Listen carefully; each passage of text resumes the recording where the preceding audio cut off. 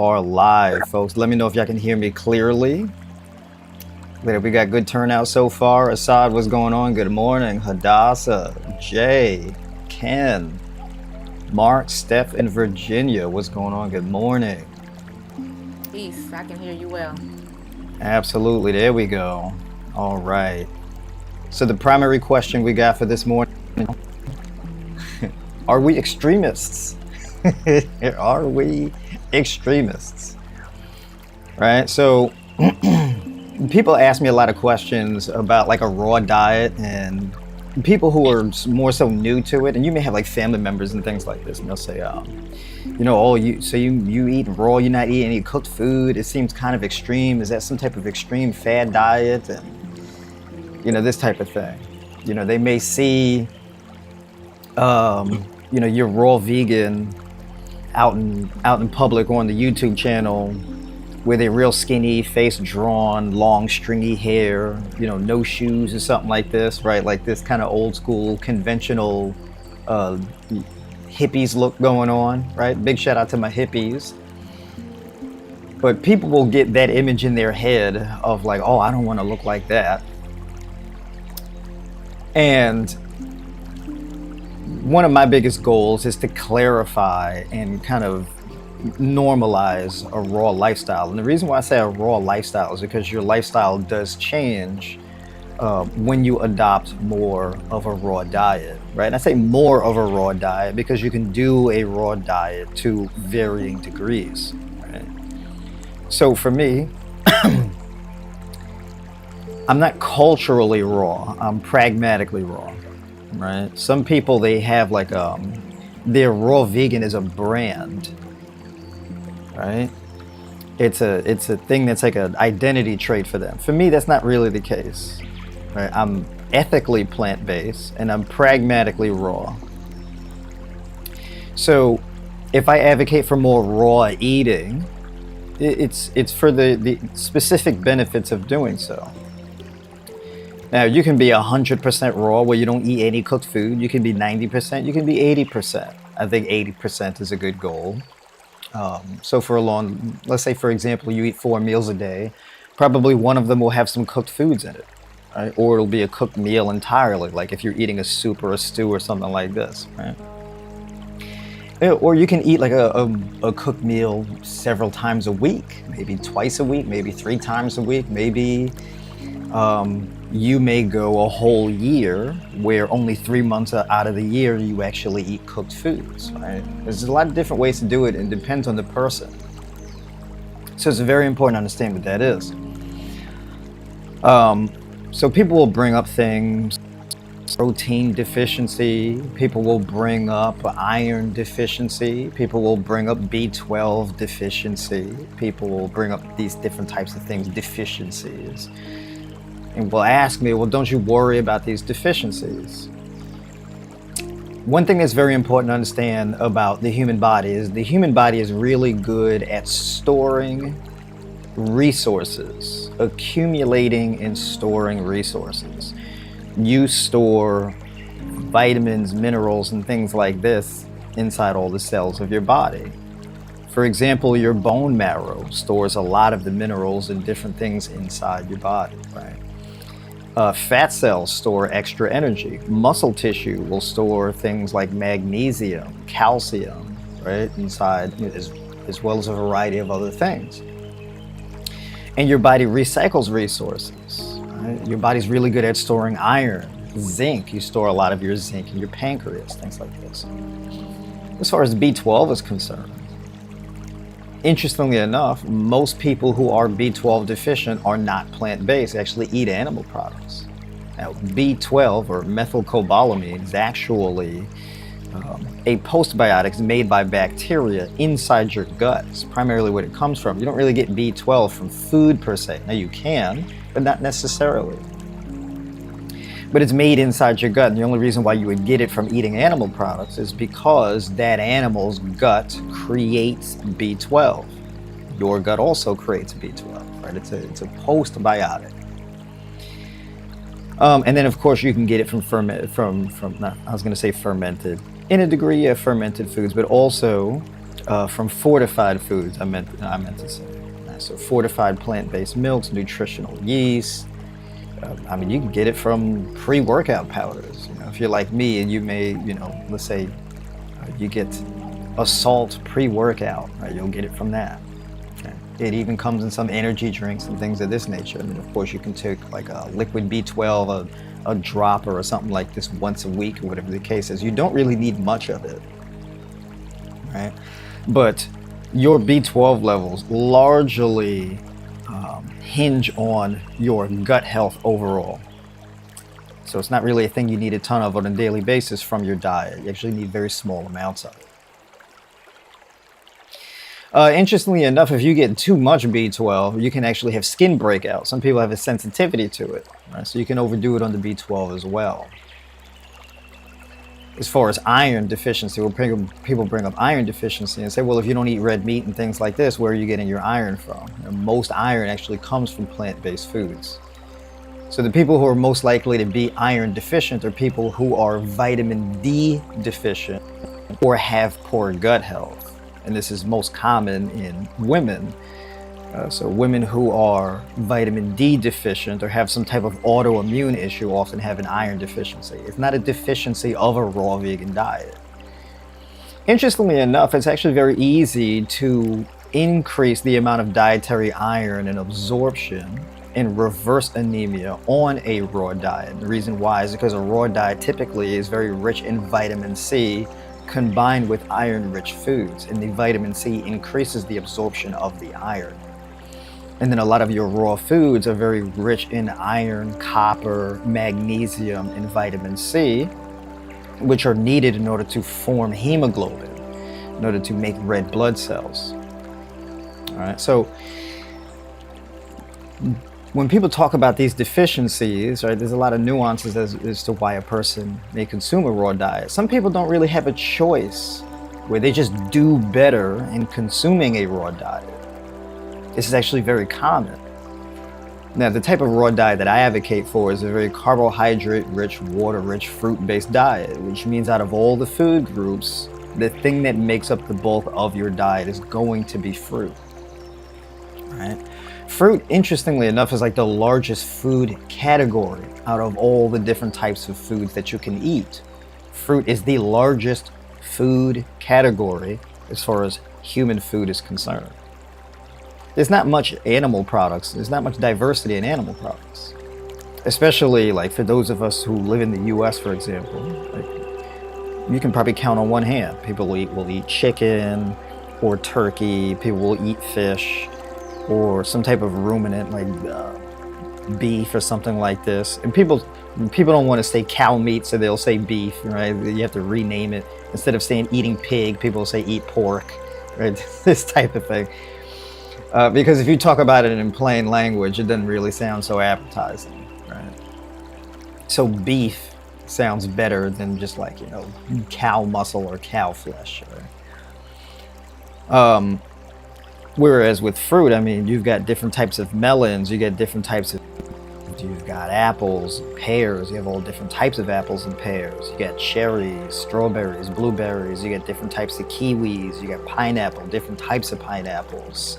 Soursop, jackfruit, you got all this type of stuff, right? But as far as a raw diet, this is a very energy-rich diet. This is a diet that's very beneficial for mental health and brain chemistry. When we look into some of the key resources that you need for mental resilience, people deal with chronic depression, and so they'll take like SSRIs and things like this. But when you look at a raw diet is very rich in, for example, vitamin B6, phenylalanine, tyrosine, tryptophan, magnesium. And this is just a few of the things that are extremely important for mental health, right? With mental health, it's kind of like on a spectrum. As far as your brain chemistry, you need calming and relaxing elements, and then you need excitatory elements to do the opposite. You need more of your excitatory elements in the beginning of the day, and then as the day goes on, you transition to more calming elements.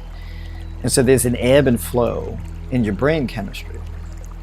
And a lot of people, they'll have very low energy earlier in the day because there's too much of a calming element, to the point where it just feels like just straight up depression. It's just a low energy state. So mornings can be really brutal. You can struggle in the morning and then be restless and anxious at night. Right? A raw diet helps to correct that by reversing those ebbs and flows so that you get higher energy and mental focus in the morning, and then you calm down and relax as the sun goes down and you're exposed to darkness, so that you can better leverage melatonin, for example. Right? So a raw diet is really conducive to that. So I've had a lot of success. I've really had 100% success when people come to me with chronic anxiety and depression. They go on a raw diet and we're able to reverse that and get off of medications and things like this to correct brain chemistry.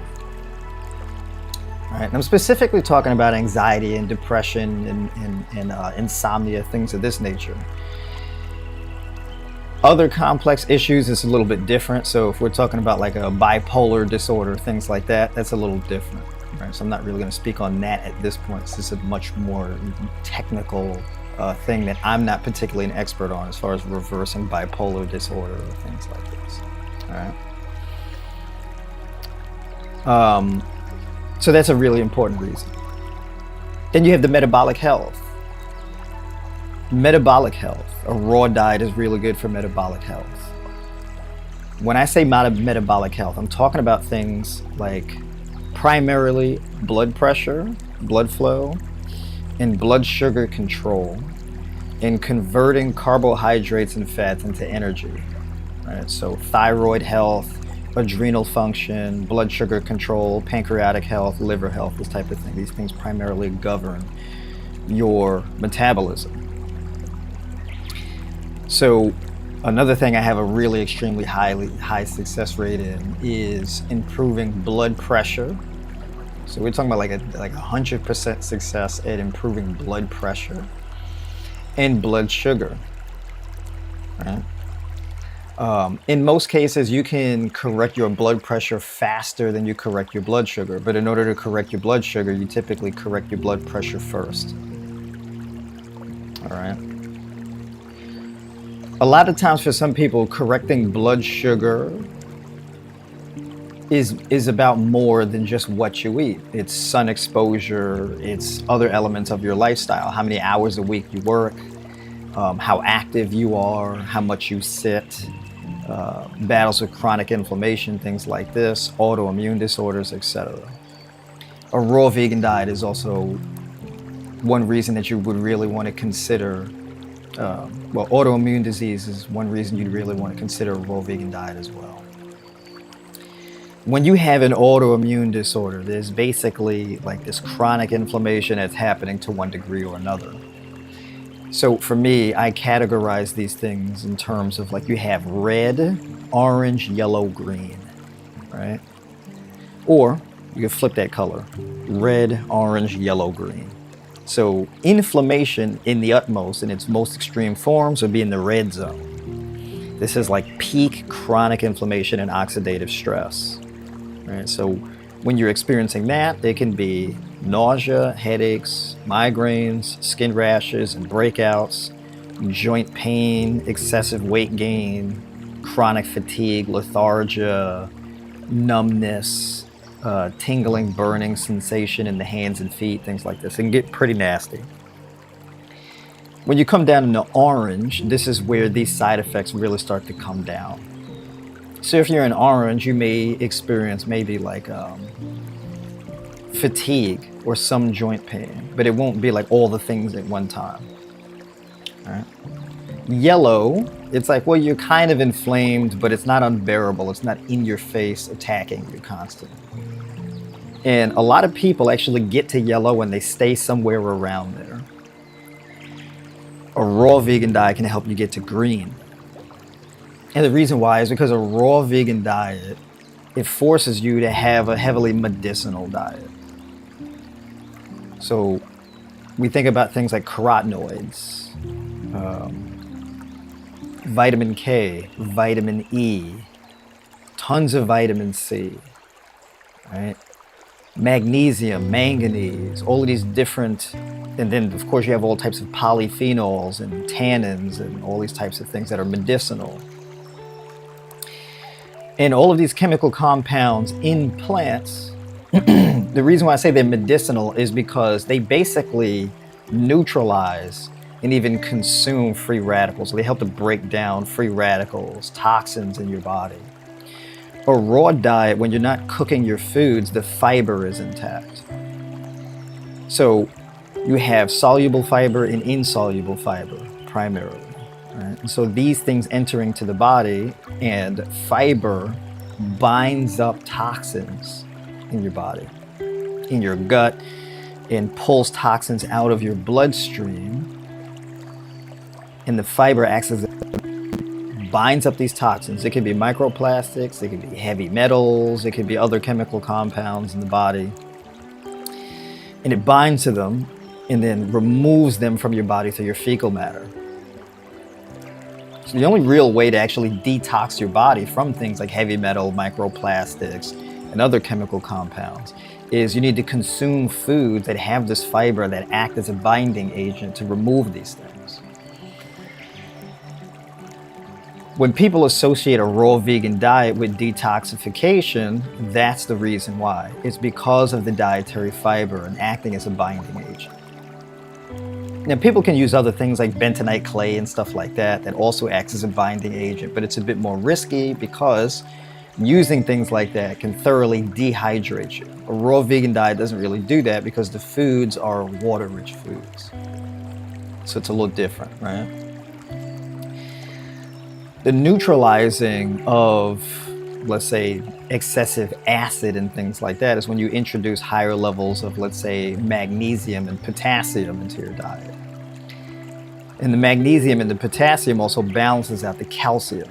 People have a lot of calcium issues where calcium, if you have too much of it in your bloodstream, this can lead to an increased likelihood of developing atherosclerotic plaque buildup, which really can destroy your vascular tissues, particularly the endothelial layer of your vascular tissues, right? So you can have issues or trouble with vasodilation because of this plaque buildup. You get a plaque buildup on the surface of your brain, right? This type of thing. You can get plaque buildup in the vascular tissues that make up the blood supply or the blood flow to your gut. And so your digestive tract actually requires a lot of blood flow for digestion and a healthy gut-blood barrier. Right, so when people talk about plaque buildup in the gut, right, or people talk about like a mucus buildup in the gut, this is what they're actually talking about. They're talking about like a plaque buildup in the vascular tissues that is disrupting the endothelial layer of your blood flow to your gut. I'm blanking on the words, but you get my point. The same way where muscle needs blood flow, your brain needs blood flow in order to function, pretty much any area, your heart, etc., lungs, needs tremendous amounts of blood flow, your gut needs the same thing. So this is why you would want to consider a raw diet for things like autoimmune disease or metabolic health or whatever the case is. It brings the temperature down for that inflammation and improves the metabolic health so that the calcium actually goes towards your bone and muscle tissue, really stored there. Right? Because calcium acts as an electrolyte. It's needed for energy balance. Right? It's needed for nervous system signaling, muscular contractions, making up the density of your bones, both the bone's ability to bend as well as to be hard and dense in the first place, right? But consuming more calcium is not really going to improve on these issues because you actually need the balance of magnesium, manganese, phosphorus, potassium, and things like that, which a raw diet gives you more of an abundance of those things. So you don't need to focus on getting more calcium in. What you really need to do is focus on preserving the calcium structures that are already existing inside your body. This is the thing that people kind of confuse. They want to supplement with things to get more of them in. So people will supplement with things like iron and calcium and all of this type of stuff. But the thing that's lacking oftentimes is the resources needed to preserve the structures that you've already had. Because truth be told, most of your calcium structures and things like that exist in your body were formed in your earlier years. We're talking like as a child, as a baby, all this type of stuff. That's why breastfeeding is so important. So in order to form the brain, DHA, EPA, all of these different types of things, well, you primarily get these things in your early years of your life, starting as a baby, right? And then you ride out the growth hormone that you get from maturation and the growth spurts and things like that as a child. And by the time you're an adult, really all you need to do is maintain these things. And then you just add to them over time. Right? You'd be surprised, and when I tell people, you don't really need to worry about maximizing getting as much protein as possible, because some people can't handle that. Another reason why people go on a raw vegan diet is because they can't handle a high protein diet. Protein is a bit of like a double-edged sword, and it's a little nuanced. And people talk about consuming protein. Understand there's only really like 3 primary amino acids that goes towards building muscle, right? That's your branched chain amino acids: valine, leucine, and isoleucine. Most people need about like 10, maybe 12 grams of those branched chain amino acids per day to really build muscle mass. And a lot of the times it's even less than that for some people. I do one-on-one coaching calls and consultations all week from Monday all the way through Saturday. If you want to book a call with me, definitely hit the link in the description and pick a time and day that works best for you. And I'll talk to you soon. Most of the amino acids, most of the protein you consume, it breaks down into amino acids that largely goes towards making other different types of proteins, right? I mean, when we talk about proteins, we also talk about enzymes, neurotransmitters. Saliva is an enzyme, and it's a type of protein that's formed inside your mouth. It has nothing to do with muscle mass. So we got to be a little bit more nuanced about how we think about these things. If you want to build muscle, what you largely need is you need a low stress environment and a high energy environment. If you have low stress and high energy, well, that's conducive to muscle growth. But muscle growth is not really caused by the amount of protein that you consume. It's caused by how well you're able to stimulate a muscle to trigger a muscle growth process and then recover from the stimulus.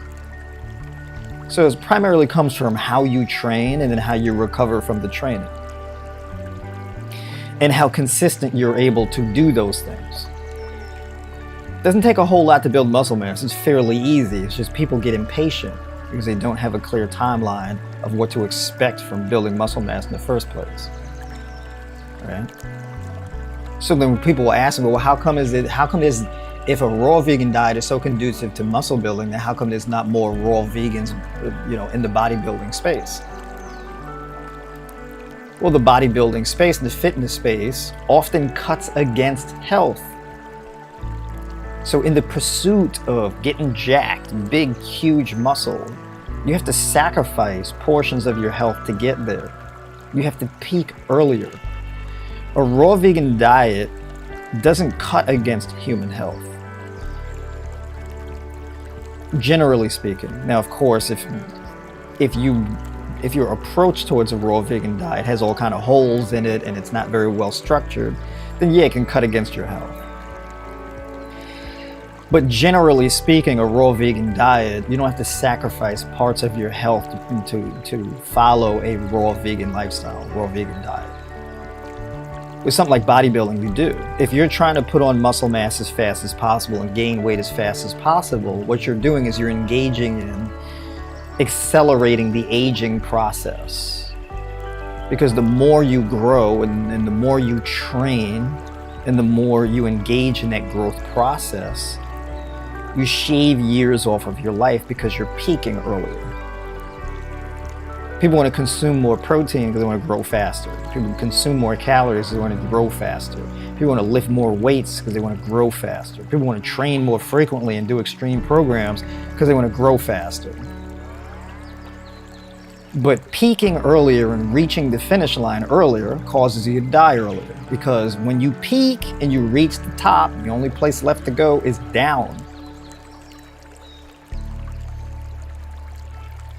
And then if you're taking steroids and you're doing HGH and TRT and all of these types of things, understand these things age you faster. There's even videos about this, and I can go over these videos where you got like guys in their 20s or women even in their 20s, mid 20s, early 20s taking this stuff, and it ages. You can see they look, you can have like whole 20-something year olds and they look like, I mean, we got like the balding, you got the lines in the face and all of this type of stuff, the enlarged head, the bubble gut, and all of this type of stuff. Right? They shut off your gonads, it stops your testosterone production, messes up your skin, all types of stuff, acne breakouts from all these hormones and things like that. It's very disruptive.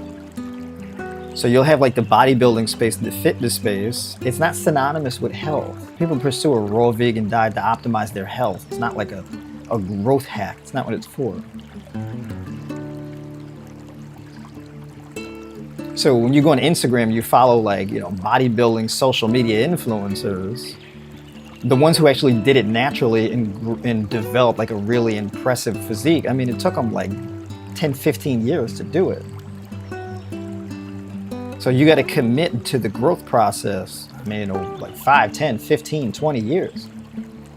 But if you stretch your growth process over a longer period of time like that, you could be damn near 60 years old and jacked, 6-pack, 8-pack, abs, muscle lean, all of this type of stuff. And you know, when you have a more prevalence of a raw vegan diet, you have raw vegan bodybuilders, your raw vegan bodybuilders are going to peak much slower than the other people who are eating all the animal products and the muscle and the animal muscle, all this type of stuff. So you'll see your raw vegan bodybuilders who are 60 and even 70 years old, and they look like they're in their 40s or 50s or whatever the case is. And I've met a few. You know, they're raw vegan, fruitarian, like 60 years old, 65 years old, 70 years old, in the park, doing pull-ups and push-ups and dips, all of this type of stuff. Striated, cut, lean, in the park, working out 6 o'clock in the morning. Raw vegan diet. They're like, yeah, I don't worry about protein. Yeah, they go, what? How's that? That's how it works. The obsession with protein is a very American thing, right? It's a very American thing, and the beliefs around it. Oh, you gotta have breakfast, you gotta eat 3 meals a day, you gotta have 20 to 30 grams of protein with each meal. Not really. Human beings aren't really designed to do that. That is a product of modern society. It's kind of like sitting at a desk 8 hours a day. You're not naturally supposed to do that as a human being. That actually destroys a lot of your health. I mean, it weakens your hips and your knees and all of this type of stuff, just sitting. Chairs are a modern convenience. Being able to sit for that long of a period of time is a modern convenience. The human body wasn't designed for that. In the same way, the human body wasn't really designed to be eating all of this protein and having all of these meals non-stop. Wasn't really designed for that. So you have a lot of people who have like gut health issues and things like this, and they're like, I can't, when I eat all of this protein, it feels like a brick on my stomach, it's hard. Why is that? Some people, they can't handle the level, putting all of this protein in their body, trying to get 1 gram of protein per pound of body weight and all of this type of stuff. Because for some people, a lot of that protein, it goes undigested. It leaves the upper gut too fast. And if you have protein hitting your lower gut, hitting your colon, basically fermenting in your colon, that produces all types of ammonia and sulfur and feeds bad bacteria and all of this type of stuff, and it disrupts your gut health. It's deeply problematic. Then when you combine low fiber diets with that high protein, it makes it even worse. Because that protein is not supposed to be in your lower gut like that. This is the reason why people have like these really adverse reactions to like protein shakes. You dump the protein shake in, it just goes straight through your upper gut and it hits your lower gut too fast. So you get like the gas. You can get bad breath. You get a lot of burping and belching. You get a lot of farting. The farts smell real bad. spoilers type of stuff, gas, bloating in the stomach, just an awful feeling, low energy, lethargia. And this could be to the point where some people are like, yeah, am I hypoglycemic or something like that? Whenever I eat, I feel like I'm going to pass out. That's a gut health issue a lot of the time. And this is very common among people who,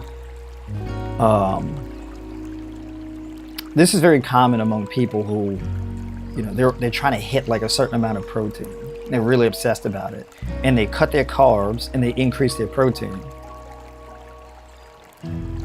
If you're cutting your carbohydrates and, you know, really increasing your protein, well, if you don't have the gut health for that, you can have that issue where it's too much protein collecting in your lower gut. It's causing these issues.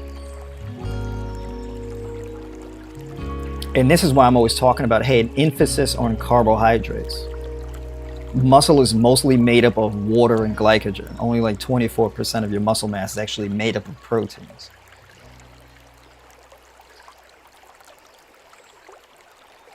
If you want to build if you want to build muscle mass, energy to do it, you can consume all the protein you want. It's not really going to do you any good if you're not recovering well. More protein doesn't improve recovery, it just doesn't. So people will say, well, when I eat less protein, I feel like I don't recover as well. Well, if you're reducing the protein, what are you increasing in its place? Something for something. If you remove something, you have to add something because you create a vacuum. And nature abhors a vacuum, and so your body will typically respond very poorly to just removing things and not putting anything in its place. There's often like a biological backlash to doing that. There has to be a counterbalance somewhere,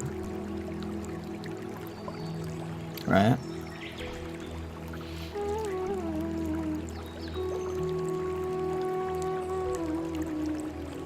People will talk about more technical issues. What about DHA deficiency? What about DHEA deficiency? These very important essential fatty acids and things like that you need in order to, you know, have a healthy brain. In order for you to have like a DHA or a DHEA deficit, some type of deficiency in that area, it's typically because you've experienced some type of brain damage in the first place. Blunt force trauma, some type of accident, something happened to you, right? There was some physical damage that happened where there was an actual injury to the brain, maybe even a stroke or something like this. Now, when you consume your foods, especially a raw vegan diet typically is higher in omega-3 essential fatty acids than pretty much any other diet. Most other diets are very high in omega-6 and low in omega-3. A raw vegan diet balances that out, where you're actually getting a lot more omega-3 as opposed to omega-6. Omega-3 is what your body uses to make like DHA, EPA, this type of thing. And your body will make small amounts of DHA. And so people say, well, you got to get it from diet because your body doesn't make enough of it. Well, people say that also about B12. I don't personally know many B12 deficient raw vegan diets or plant-based people. The people who actually experience the least amount of B12 deficiency or DHA deficiency are people who eat animal products. And DHA deficiency is the thing that's most common amongst elderly people, like 80, 90 years old or something like this.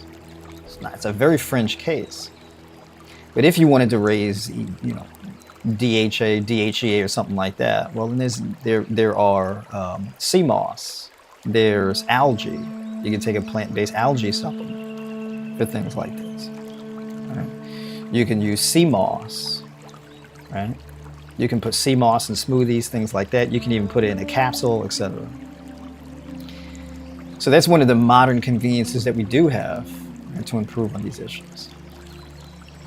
What's interesting is supplementation also is most common among people who eat animal products, not people who are raw vegan or plant-based. So people say, well, you know, if you're going to be on a raw vegan diet, you got to use all these supplements. The industry itself is a multi-billion-dollar industry. doesn't really thrive on raw vegans. It's mostly for people who eat animal products. I mean, if this cooked food diet was the way to go and eating raw was so problematic, then the supplement industry wouldn't particularly be doing so well because of the completeness of a cooked food or animal-based diet. Right. People develop deficiencies typically because of chronic oxidative stress, not because of a hole in their diet. Like if you have a vitamin D deficiency, the primary driver of a vitamin D deficiency is chronic inflammation, chronic oxidative stress, high blood pressure, high blood sugar, fatty liver disease, autoimmune disease, this type of thing. There is something happening in your body that's draining your body's resources. Is a gut health issue that's basically destroying your iron reserve in your body, right? That's another one. People are iron deficient because the hemoglobin and the ferritin that's in their body is being broken down by some type of oxidative stress that's happening in the body. Right? So the actual protein structures that exist to preserve and maintain your iron reserves in your body is breaking down. And iron can actually become very dangerous if it is not stored in the body in the correct way. Iron is highly susceptible to oxidative stress. So if there's oxidative stress happening in your body, well, that could be a nightmare. And then that vitamin D is deployed. Your body has to synthesize and use more glutathione, which is an antioxidant that's made inside your body. But you need things like magnesium and vitamin D in order to synthesize it. So the more of it you use, the more of your vitamin D and magnesium reserves you drain. Dehydration. The more dehydrated you are, the more acid accumulates in your body. And acid is typically a result of low oxygen saturation on the cellular levels. It's some type of metabolic disruption. Dehydration is actually one of the leading reasons for people having chronic inflammation. So when you're dehydrated, your blood pressure goes up, this strains your vascular system, your body has to deploy a lot more nitric oxide, so you can actually deplete your body's nitric oxide levels faster. So you end up running into a nitric oxide deficiency. So your adrenal glands are pumping super hard, cortisol, adrenaline, right? And then you have, what's the name for it? I'm blanking on it. It's a hormone that your adrenal glands secrete in order to create vascular constriction. Angiotensin, there we go. So your adrenal glands releasing more angiotensin 1, you get a higher level of conversion to angiotensin 2, which is causing vascular constriction, which is your body's way of attempting to create more pressure to increase oxygen delivery to your cells. But when you get constriction, that's supposed to activate nitric oxide release, which causes vasodilation. But if you're depleting your body's nitric oxide, you just get constriction and no dilation. And the way that your body responds to the constriction is more adrenal activity. And if your adrenal glands are constantly firing, pumping out all this cortisol, epinephrine, etc., you know what you get? You get restlessness at night, you get insomnia, you get perpetually elevated blood sugar, you get all this stuff. And you get acid buildup in your body. And then you get catabolism, protein breakdown, you get higher levels of ammonia, sulfur, you get higher levels of reactive oxygen species, all these different types of things, just wreaking havoc on your body. And if you don't disrupt that pattern, it just perpetuates and wears your body down. A raw vegan diet is really good at reversing that issue. It's really good at interrupting that vicious cycle. Nothing about this that I mentioned, all these reasons that I'm giving for a raw vegan diet, none of this is like extremism or an eating disorder, maybe even personality disorder. Nothing about that. It's completely pragmatic.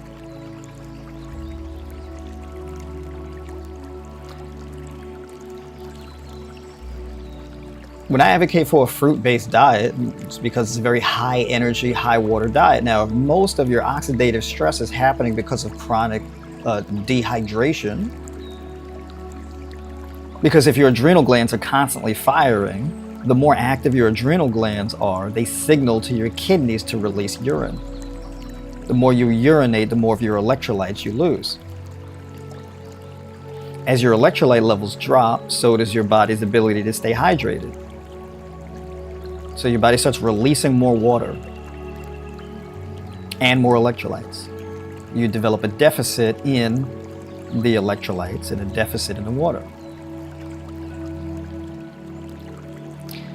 Consuming more fruit interrupts that pattern. It calms down the adrenal glands, and the increase in glucose and electrolytes, potassium and things like that from the fruit signal to your kidneys to hold on to your electrolytes. Also, the fruits are very conducive to improving mitochondrial health. Mitochondria is basically the energy producing organelles of your cells. Fruit is really good for ramping up ATP production inside your cells. ATP is the primary energy molecule that runs your cells, keeps your cells alive. So when you consume more fruit, you'll notice you think clearer, you have more energy, you have more positive energy, more mental focus, all this type of stuff. Your appetite increases and all of this. And you drop more body fat and all of this. And then you're able to build more muscle mass because this expedites recovery. Dehydration causes an anaerobic environment. An anaerobic environment, your body to have a greater demand for sugar. When you increase the demand for sugar on your body, your adrenal glands release more cortisol because cortisol increases your blood sugar. Right? The fruit calms down the adrenal glands, reduces the cortisol, because now the sugar, the fruit is giving your body an abundance of sugar to feed your cells. This takes your body out of a state of emergency, brings the temperature down, more hydration, more electrolytes, more vitamin C. And you combine that with more sun exposure, right? Getting your feet in some fresh, rich soil or salt water on the beach, getting that direct sun exposure. When you combine that with like a raw or fruit-based diet, this completely revises your health. This is extremely revitalizing, reverses all these pathologies, and modulates your gut health. So your gut health improves, get more blood flow to your gut, all this type of stuff. And when you bring the oxidative stress down, this increases your body's ability to recover and then increases your capacity by proxy for muscle growth. So you don't need as much resources, you don't need as much protein. The reason why is because you've optimized your body to do more with less. It's like changing your oil in your car. You don't change your oil, and it really don't matter how much of a full tank of gas you have because your transmission is messed up, because you're not maintaining your oil, you're not maintaining your engine. So like a raw vegan diet is like an oil change. Right? It's all about boosting efficiency. It's a very American mindset where it's like, oh, we need more resources. We need more. And it's not a conversation about functioning better or being more optimal. And that's what the conversation really has to be about. And once you approach nutrition from that mindset, well, then you'll understand why a raw vegan diet can be a very pragmatic thing.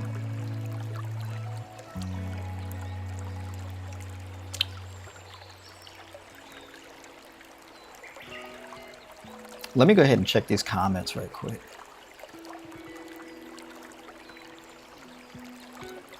What's going on? Good morning, Miss D. We got Karen in here. There we go.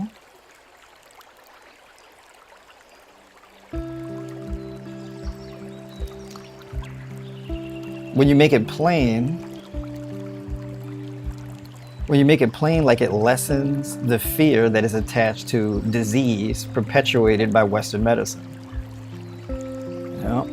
I mean, all this stuff is pretty complicated. I try to make it as simple as possible, but you know. Oh, I forgot to do the thing. I'm starting it late. Oops. All right. I'm doing the broadcast. You got to set up all of this technical stuff. All right. Now, There are no magic bullets. No magic bullets. A raw vegan diet is not a magic bullet either. Right? Fruit is not a magic bullet. Whatever strategy you engage in, the purpose of the strategy is to increase or improve the probability of things going your way. The guarantees, only probability.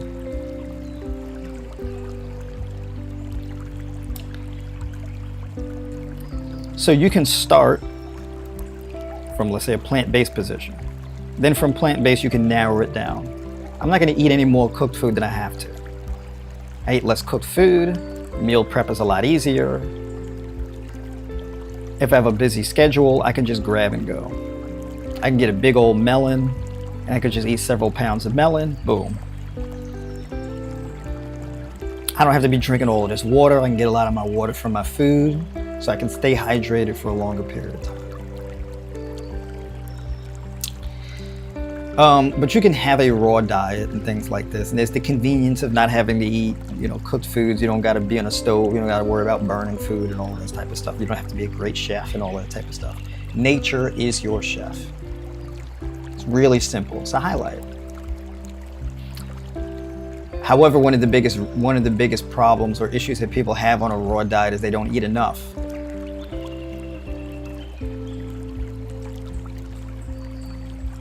You can eat 8 ounces of sweet potato and it would have like the same caloric value of like 2 pounds of cantaloupe.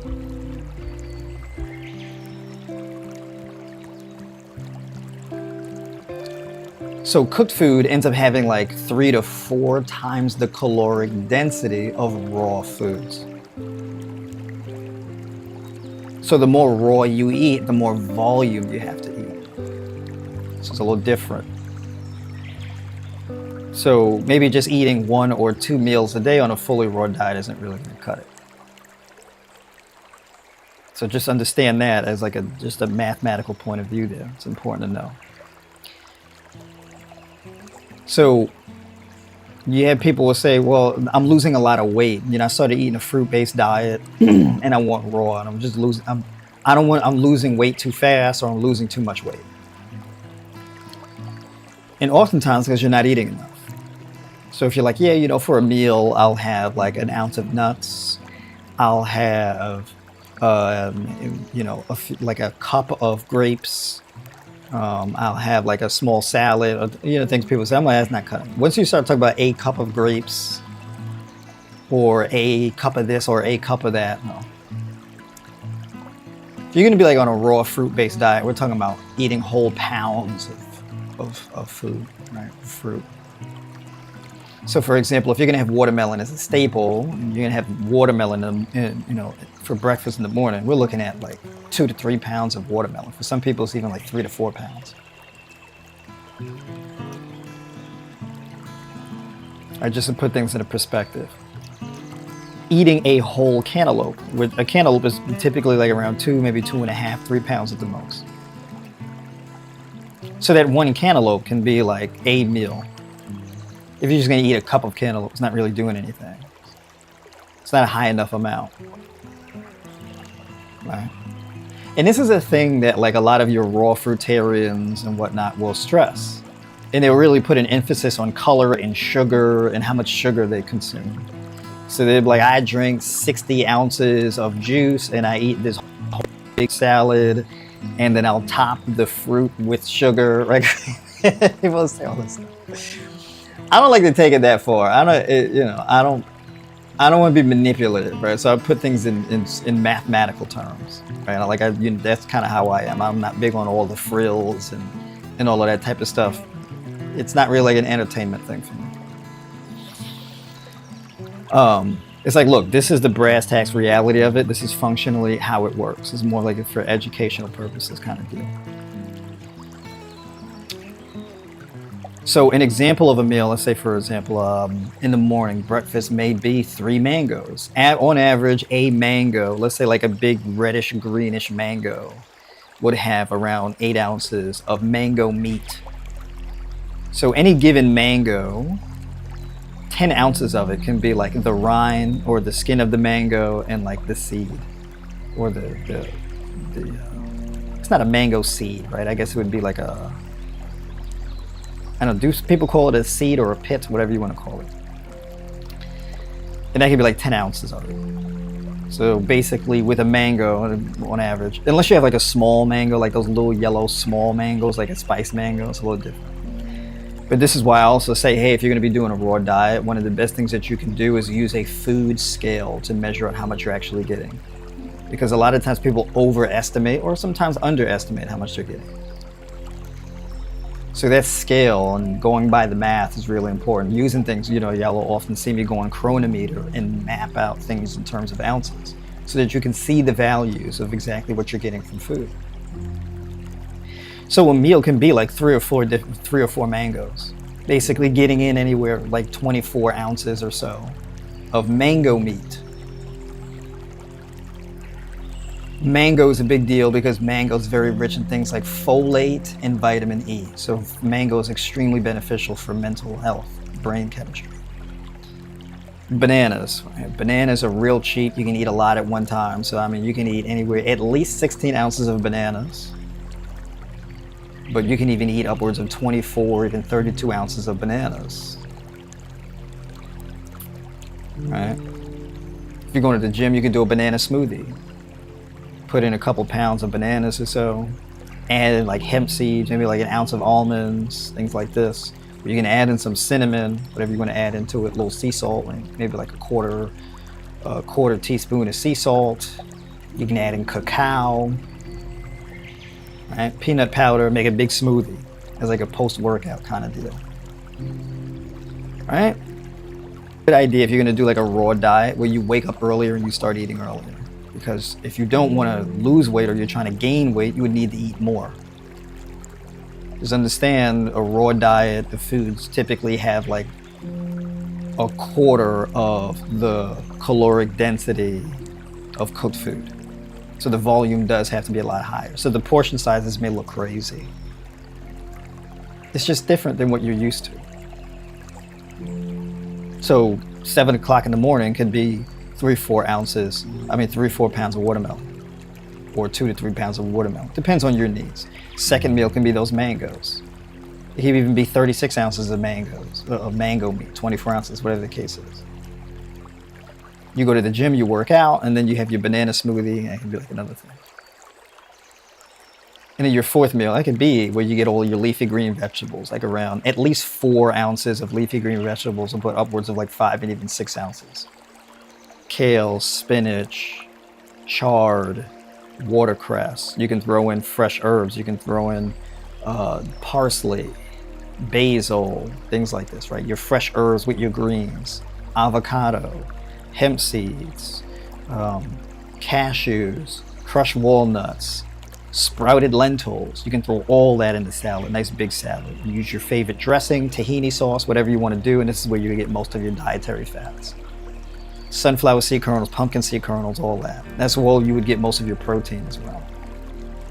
And yes, fruit contains protein as well. It's not this thing of like, oh, you're not getting any protein from fruit. You can eat, let's say, anywhere from, let's say you get 14 to 1,600 calories worth of fruit. That would give you around 35 to 40 grams of protein, depending on the fruits you eat. On a fruit-based diet. So you can get that much protein from the fruit, and then you can get another 30-40 grams from that big old salad that you just ate. And that together could be like a whole 70 to 80 grams of protein. A raw vegan diet isn't devoid of protein. It's not true.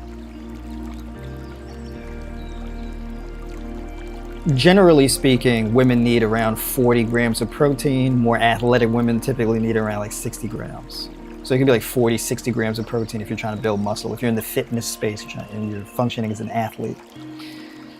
Men typically need around like the floor would be 60 grams of protein, but even upwards of, on average, like around 90 for men. If you're a man who's like, let's say over 6 feet tall, 6'1", 6'2", something like this, it may do you well to have 110 grams or something like this. If you're an athlete. Because you can be a man who's like 6'1", 6'2", but like me personally, at 5'9", have more muscle mass than you, even though you're a lot taller than me. Right? So it depends on your lean mass. I calculate all of the macros according to lean mass, not total body weight.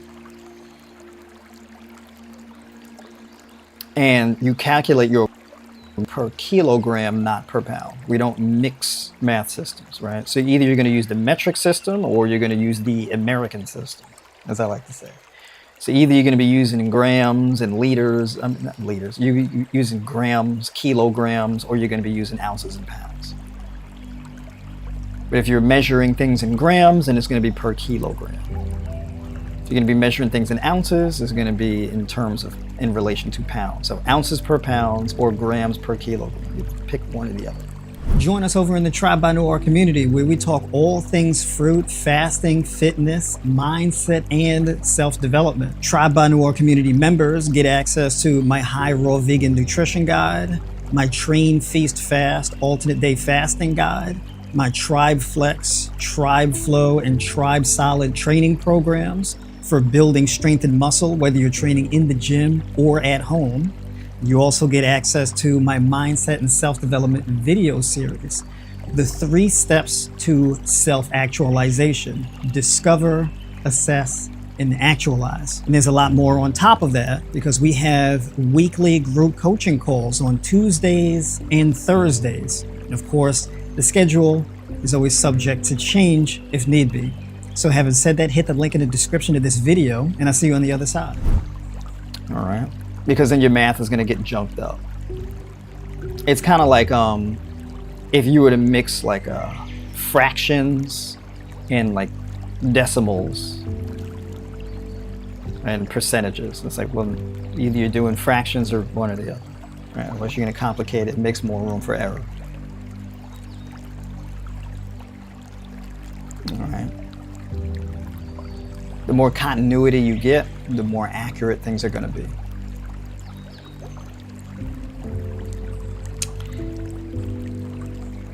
I'm not going to hold you out too long, so we're going to get to the questions here.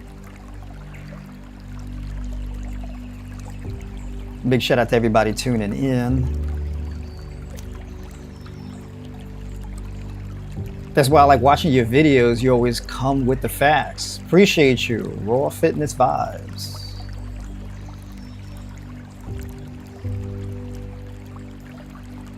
Yeah, I appreciate the clarification. Jennifer Thornton, big shout out to you for tuning in.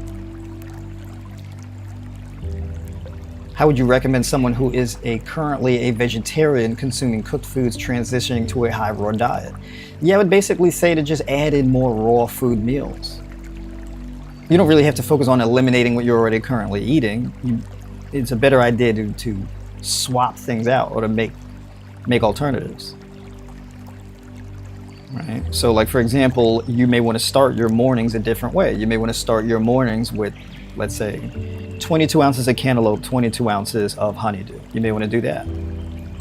You may want to start your mornings with 3 pounds of watermelon. You may want to do that. You may want to start your morning with 8 ounces of mango, 12 ounces of pineapple, 10 ounces of papaya, and let's say 6 to 8 ounces of blueberries, and mix them together. You may want to do that. All right. Could you, start the morning off with a smoothie and just put that stuff in a blender? You could, or you can just you can just eat the foods whole. It just depends on your preference. If you're gonna do a blender, you know, make a smoothie or something like that. It's definitely a lot more convenient. It's easier to pack. Yeah, right? Yeah. I'm starting to notice that. Yeah. So that's a good option. Yeah. I don't know if you guys know. It's called a. I'm about to pronounce. It's called like a merger blender. I think it's called immersion. I think it's called an immersion blender. Okay. If you look it up, it's like you can get them for like $20 to $60. It's literally like you take it, because a lot of people use it for like soups and like stews, but you literally take it in your hand and you put your smoothie stuff in your glass and you just go up and down about 4 or 5 minutes. Okay, Check the top interesting. off. Yeah, send it Go to ahead. me in the chat. Post Yeah, it in the chat, in the community chat. yeah, it's something. It's convenient and it's most definitely like a man. Like I told some of my female friends about it. It was like this is like a man thing because it's like very like lazy, right? Like it's like why use a blender if you don't have to? Yeah, well, yeah, but yeah, I mean, hey, post it in the chat so I can take a look. Yep. Because hey, I mean, I may get one, right? Yeah, I do. Because y'all Dude, suggest things sometimes, and and I'll go and get one. I'll start using it. I'm like, this is a good idea. yeah, bro. That's It's right. most definitely convenient. Heart24M, the trouble I have is, let's say you're eating 3 mangoes for breakfast. I don't have the room in my kitchen to be storing 21 mangoes a week. Yeah, I mean, your food selection, your food choice, I mean, you may want to split it up where you store some on your kitchen counter and some in your fridge. So the ones that are not as ripe, you may want to leave those out, and the ones that are more ripe, you may want to put them in the fridge, right? That type of thing. So that's more of like a logistical thing you'd have to figure out to see how much space. And look, if you have less space, you may have to take more frequent grocery store trips, right? So it really depends. Now the cool thing too is, like, let's say if you have like a storage bin and you have a yard, you can store food in the storage bin outside. So you may not be able to keep things in the kitchen, but maybe you can keep it on the balcony, or you can keep it in the yard or something like that. Of course, that depends on the temperature and conditions outside. So that's more of a logistical thing that you would have to work out on an individual basis.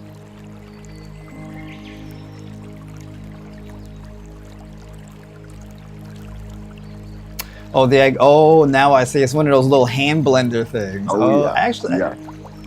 I think I have one of those here. Yo, Oh, an it's good. immersion blender. It's a Stigma. Yeah, Okay, yeah, got bro. you. It's so convenient. Like I have the you know the Ninja the like the handheld where you just like turn it on. But if you want to do like a 32 ounce, I don't think that Ninja. I think it goes up to like 16 ounces. If you want to do like a 32 ounce smoothie, man, you just put that thing in a glass jar, just go up and down about 5 minutes. You going about your day. There we go. Yeah, Mark, that's interesting. I haven't made a smoothie in about 4 months. I feel better eating whole foods. Yeah, so the thing with like eating whole foods is the fact that you chew your food, right? And so there's enzymes and things like that that are released in your mouth that aid in digestion.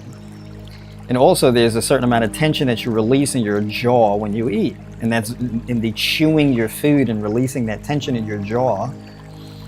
Also has positive effects on your brain chemistry as well. So like people with anxiety or like even low iron, right, will like chew on ice or chew on pen caps or chew on things.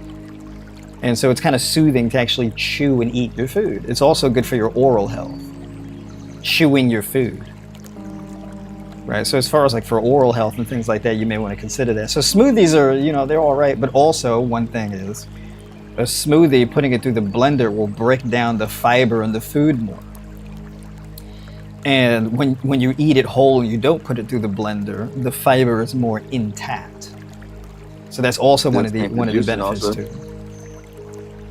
Oh yeah, with juicing you remove the fiber entirely, which the juicing, the reason why you would juice a food is because the contents of that food, when you have it in just in straight up liquid form without the fiber, it goes through your gut and hits your bloodstream faster.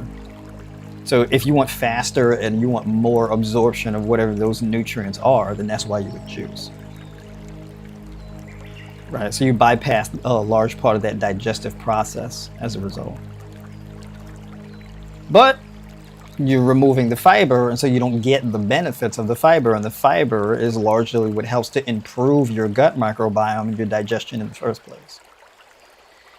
So juicing is great, but you may not necessarily want to sacrifice the fiber in your diet. Yeah. So juicing would be a good thing to use in addition to your diet. So for example, beet juice, right? That's a good thing to do in the morning if you want to juice beets, apple, and carrots or something, for example, or cucumber. It's a good idea. You may want to do that in the morning in addition to your other meals. And that can be very beneficial too for raw vegans who are trying to build muscle and gain weight. Because you're getting more, it's a more energy-rich approach. With everything else, it's just a lot of volume of large fruits. Yeah, it is. That's a, like I said, there's no magic bullets. It's very effective, but the trade-off is you have to eat a lot. You have to eat a lot more. Right. So when I talk about like, hey, you can reverse a lot of your problems and improve weight loss and all of that type of stuff by eating more. When I say eating more, I don't necessarily mean more calories. I mean more food, as in food volume. Right. James Bright, appreciate you. How can you get more copper and zinc in your diet without adding more fat? You see, that's a What are good some question. So I go to for zinc without increasing fat intake is, let's say, sprouted lentils. That's number one. Or sprouted quinoa. That's number two. And I guess another one would be like soaked and sprouted buckwheat. Buckwheat. Also overnight oats. I have Yep. some buckwheat. I've never used it. Yeah. But sprouted lentils, like you get some brown or green lentils and you sprout those, that's probably like your best source for increasing zinc in your diet. Okay.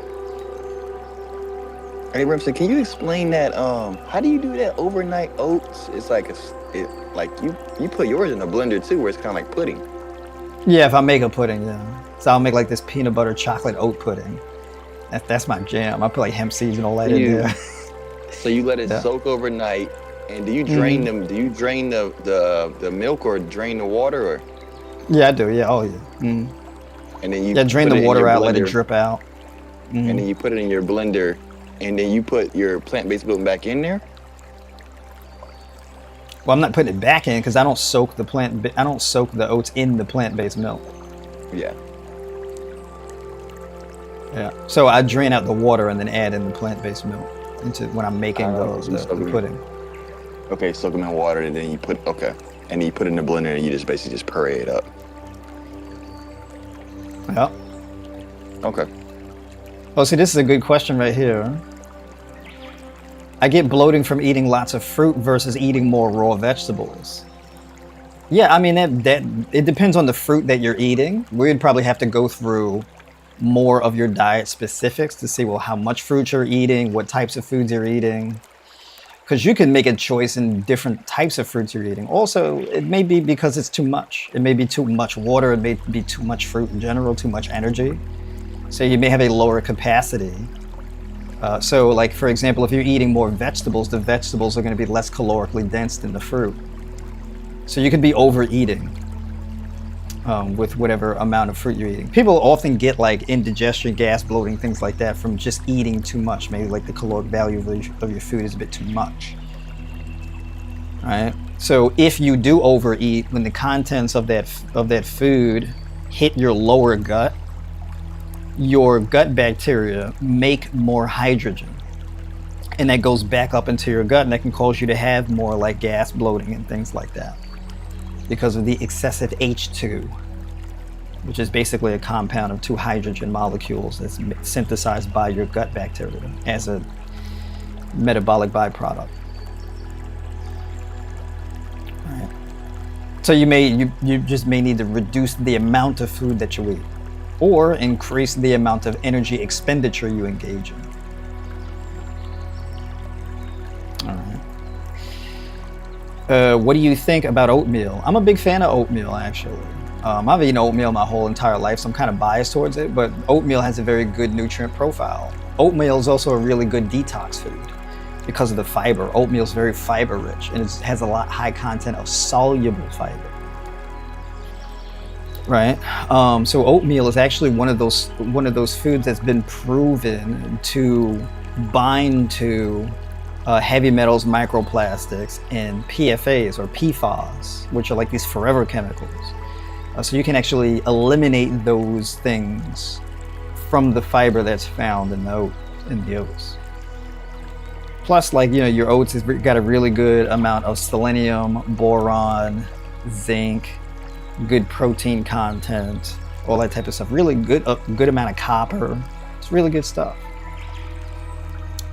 But you asked me, and too, Hadassah, you asked me about copper and zinc. Copper is really, really easy to get, especially from your fruits. Copper exists in very high amounts in your fruit. So copper, there shouldn't really be any issue. I think it's impossible to have like a low level of copper in your diet. The only way you can have a low level of copper in your diet is because you're just not eating that much in the first place. Okay. So, how much copper should a woman be getting? Do you know?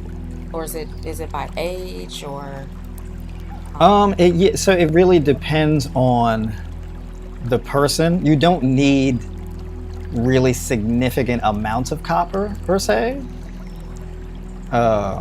It's like iron. You don't need a whole lot of it, right? okay. But basically, and I can give you an example here. So like in chronometer, Base. I have my copper set to, I think, let me see. My copper is set to 2 milligrams, 2 to 10, maxing at 10. Okay. And I'm getting roughly about 1 to 1.5 a day, but I wanted to get it upwards to 2 because I read it in a book I'm reading called Becoming Raw. And Right. they said, have you heard of that book? Going raw. No, Yeah, Becoming probably Raw. becoming raw. I think I may have heard of it. Who's it written by? It's written by Brenda Davis and Vicenta Molina. They have like a bunch of comprehensive books. They have one about going vegan, going plant-based, going raw, stuff like that. So, Got um, you. Okay. Yeah, yeah. post it in the community chat. Okay, we'll do. But yeah, so basically 200, I mean not 200, 2 milligrams of copper, which usually people only need about 1 gram of copper, 1 Okay. milligram of copper, right? But if you were to go to Yeah. 2, that's like 200% on average of copper, which is going to be by default. I think that if you're eating enough, you're pretty much guaranteed that. You may even get like 3 milligrams of copper in your diet, Yeah, I haven't right? been, and I don't know why, but um, You're probably not eating. You're probably not eating that much, right? So, what is the caloric value of the amount of food that you eat per day? I'm eating about, let's see, yesterday was about 1,800, but I did eat some cooked stuff too. But you should be getting well over. You should be getting well over 2 milligrams of copper doing that, So yesterday I got right? 1.3 milligrams. I got 67% yesterday. But So everything on else I cleared. Go ahead. so on average, like 1,270 calories worth of fruit, on average, should give you 2 milligrams of copper. Okay. I didn't eat a lot of fruit yesterday. I ate mostly cooked food yesterday. And Uh, I did an entire pitcher of a green smoothie. So I had like 16 ounces of greens, and then I had some mangoes, apple, grapes, and strawberries. And that was all the fruit I had for the day, just that small amount. It was like 4 cups. Yeah, it was about 4 cups of fruit. got you. And then the Okay. rest, yeah. So I think that's probably why, because I wasn't consuming a lot of fruit. Okay, interesting. Yeah, because I mean, that's what I'm saying. Like a raw vegan diet, your copper is going to be through the roof at that point. I mean, we're looking at upwards of like 300%, right? Just 1,200 calories will get you 2 milligrams of copper.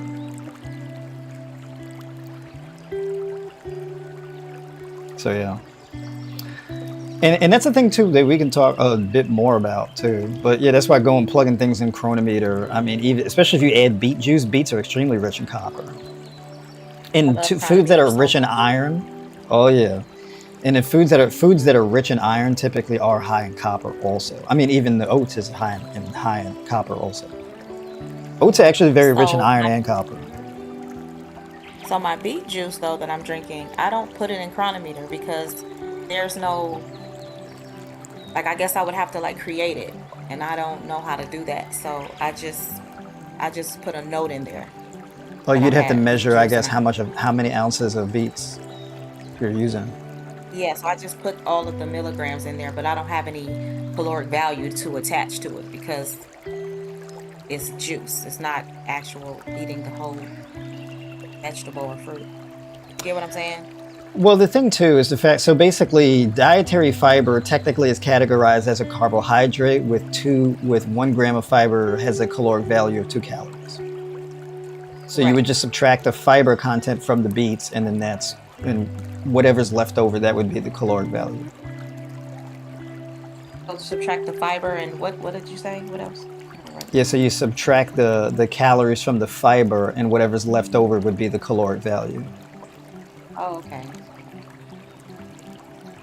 Oh, okay. So that's typically how I would figure out the math behind a juice. Cool.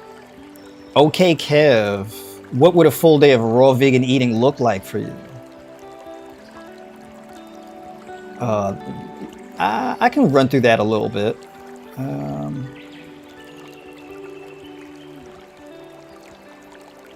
Let me see here. Oh, by the way, Ali, as far as wood cutting boards, yo, reach out to Harold. Harold has this dope wooden cutting board. I had left a comment, so I was like, y'all love that cutting board in one of his videos. Harold be having, let me tell you something, he make it look good. Big shout out to my man Harold. Be tuning in. It's the Good Living podcast, so big shout out to him. What would it look like for me? I'm gonna actually plug this in. So I'm gonna read it off right quick.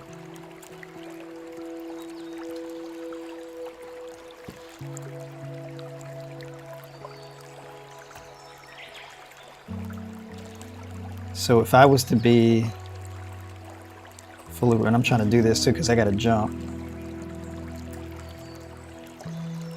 But I'm like, let me do it. Let me do it for the folks.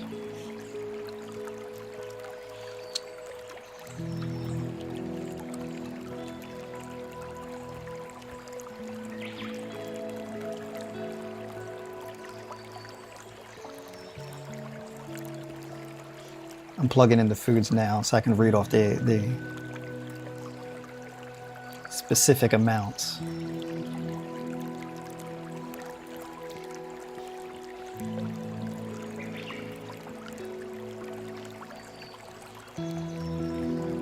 Yeah, he make it real. He make it look very easy and plain and simple. Crate and Barrel cutting boards. Crate and Barrel. Oh, I remember. Matter of fact, there's a dope Crate and Barrel store in Manhattan. I think in Lower Manhattan, around Union Square. I don't know if it's there or not. Still, I guess I'll have to check. But yeah, they have like a lot of in-home design and interior design stuff. Yeah, that stuff is dope. That store's where it's at. Crate and Barrel. Look at that. That's right. All right, so give me a second. I'm still plugging in.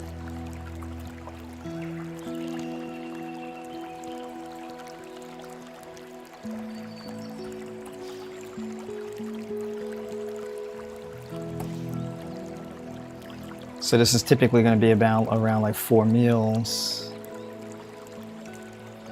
Plug in the avocado. I go above and beyond on these streams here. Oh, come on, ounces. There we go. Yeah, so that would be like around 6 ounces actually.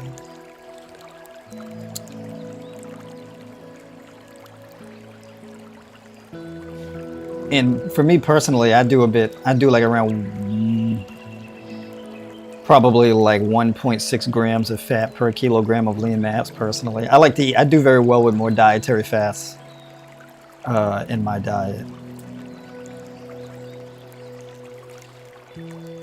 Some people maybe not be too good with that, but it works very well for me. So that's how I do it.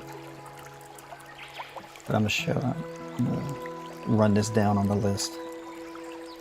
And this will be the last thing and then we jump.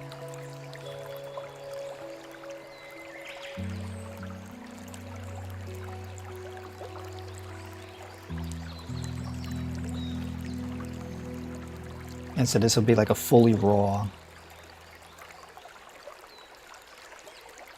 What else I want to add to that?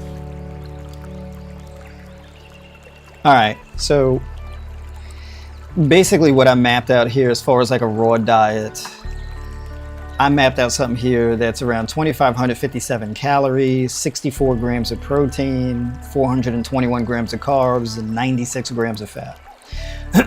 So the first meal is 22 ounces of cantaloupe and 22 ounces of honeydew and 1 ounce of pumpkin seed kernels.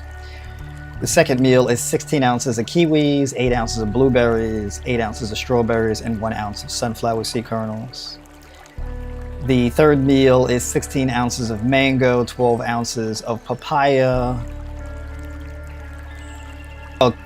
pineapple, and 8 ounces of papaya. The final meal is 6 ounces of raw spinach, 6 ounces of avocado, 1 ounce of roasted cashews, 4 tablespoons, basically a quarter cup of whole hemp seeds, 4 ounces of diced bell pepper, and 2 ounces of red onion. All right, so that's an example of what a full day of eating on a raw vegan fruitarian style diet would look like for me. All right. By the way, those of you who are in the community in the Discord, if y'all want me to post a screenshot of this one here too that I just did, y'all let me know. I'll post it. All right. Yes, please post that. Thanks, Coach. There we go. Absolutely. Thanks for doing this. I'm learning a lot today. There we go. This is it. I haven't done like these type of streams. I don't do them as often as I used to. I used to do them like twice a week, but there's a lot going on. But you know, I really enjoy doing them and whatnot. So, but we do the streams. We do streams twice a week here in the community. So, if y'all find this information valuable, those who are spectating over on the channel, you want to join the community, hit the link in the description of this video and jump into the community. I want to grow my own food and open up a raw vegan cafe with a juice bar inside. Hey, yeah, we need that. We'll go ahead and make it happen. You know what I'm saying? Get the word out. I'll give you a shout out too if you give it up and running. Let me know what city you're in. K.O. Kennedy, what's going on? Good to see you in here. That's right. All right, folks. Yeah, so we're going to leave it there. Oh, Ken with the pen coming through in the chat. I see you posting it there.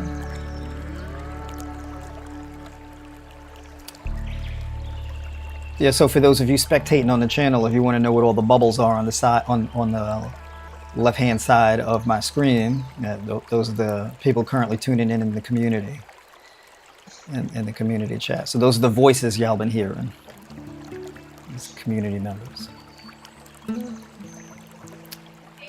My man Ken, killing the game out here. You say you going in on them overnight oats come fall? Yeah, that's right. All right, everybody. Appreciate everybody tuning in. And we'll catch you on the next one. We'll be back on in the Tribe community Thursday night, 7 p.m. Eastern. So we'll talk to you soon.